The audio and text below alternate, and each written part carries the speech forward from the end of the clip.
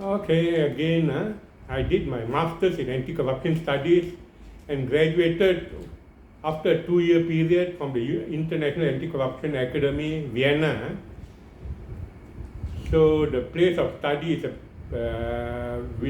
place known as Luxembourg. It's about 1 hour journey from Vienna. I was there for 2 years.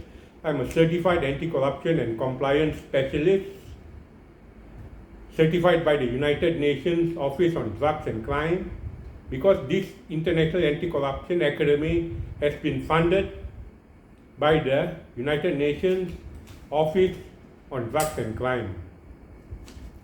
So I was there for 2 years, and among the lecturers are from Europe, America, Australia, and so forth and so on.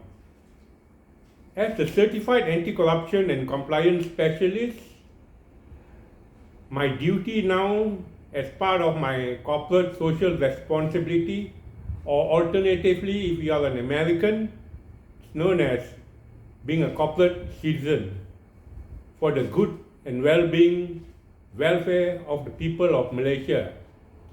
My talk will be every fortnight or probably earlier, and my topics will be on the Corruption Perception Index, which was taught to me by one of its founders, Professor Johann Graf Lambsdorff from the University of Passau, and I will be sharing my knowledge, my know-how, and my experience of 35 years with an enforcement agency in the fight against corruption. Among my esteemed lecturers are Professor Jean-Paul Louiseau from the University of Sorbonne, France, Professor Celia Moore, who taught me psychology of corruption, and Claudia Baez Camargo from the Basil Institute of Governance. Besides that, I also got lectures from the staff from the Humboldt-Vladiana Institute of Governance, and Nikos Pasas from US, Andy Brady Spelling from the University of Virginia, US, as well as being a sub-editor for the Foreign Corrupt Practices Act journal.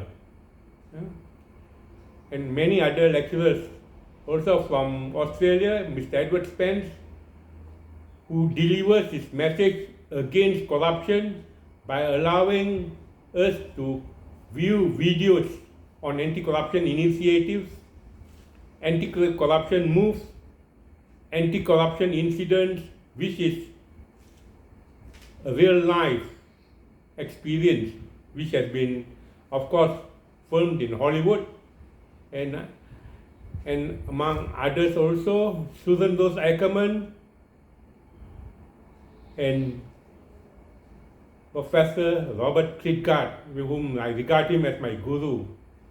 All these lecturers lectured me in English, and I don't want to corrupt the English language by mixing it with Bahasa Malaysia. But every now and then, if there's a question in Bahasa Malaysia, of course I'll answer in Bahasa Malaysia. Okay?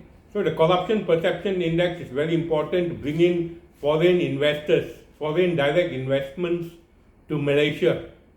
And I will be talking on a book known as Syndromes of Corruption by Michael Johnston, 2005, and where he talks about corruption in Malaysia.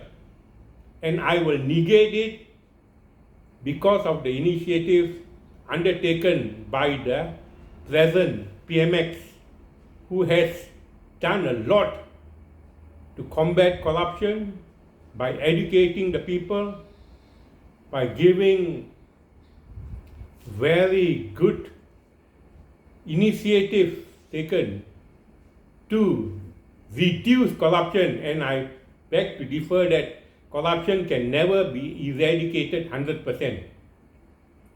You can reduce it, minimize it but not eradicate it 100%. It's an impossibility.